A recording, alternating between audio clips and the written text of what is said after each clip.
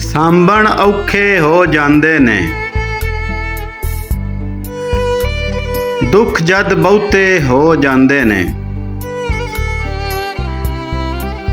ਦੌਲਤ ਐਬ ਲੁਕਾ ਲੈਂਦੀ ਏ।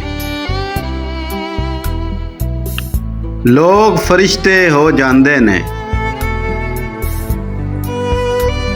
ਇੱਕ ਮਸਲਾ ਜੇ ਹੱਲ ਨਾ ਕਰੀਏ, 100 ਮਸਲੇ ਹੋ ਜਾਂਦੇ ਨੇ। ਕਲਿਆਂ ਟੁਰਨਾ ਪੈ ਜਾਵੇ, ਪੈਂਡੇ ਲੰਮੇ ਹੋ ਜਾਂਦੇ ਨੇ। ਵੇਲਾ ਚਾਲ ਜੇ ਬਦਲੇ ਕੈਫੀ, ਤਖਤ ਵੀ ਤਖਤੇ ਹੋ ਜਾਂਦੇ ਨੇ।